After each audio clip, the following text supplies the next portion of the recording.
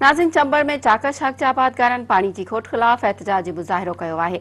आबादगारन बुकेराणी sub division regulator ते जंजीरुनि सां मातम करे नारेबाज़ी कई। उन हवाले सां वधीक अपडेट करे रहियो आहे मराठी जो रिपोर्टर اشرف मंङड़ियो। जी اشرف, छा तफ़सील आहिनि?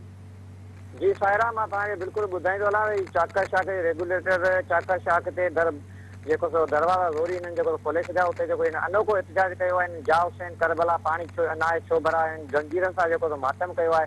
ऐं वॾी जेका पुलिस जी नफ़री आहे, जेको मुख़्तलिफ़ थाणनि जी पुलिस जेका आहे उहा बि उते पहुतल आहे। ऐं हिननि जेको चक्रियूं थियूं आहिनि पुलिस में, ऐं ॻोठा में जेके आबादगार उन में चक्रियूं थियूं आहिनि।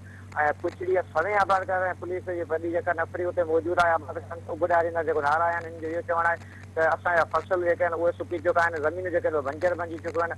ऐं बचा जेके आहिनि बुकूं काटण ते मजबूर आहिनि। ऐं जेको वाराबंदी वारो जेको जवाज़ आहे उहो बिल्कुलु जेको ॼाणायो वञे थो, जेको का बि वाराबंदी कोन्हे। पैसनि एवज़ जेको मुंड जे आबादगारनि खे पैसनि एवज़ जेको रिश्वत एवज़ पाणी ॾियनि था। ऐं असां जेको ग़रीबनि सां वॾो हिकिड़ो ज़ुल्म आहे, हिन उबॾारींदा नारा जेके चाकरशाक उन जा दरवाज़ा जेके ज़ोरी जेके आहिनि खोले छॾिया आहिनि। जी اشرف, अवां जी महिरबानी।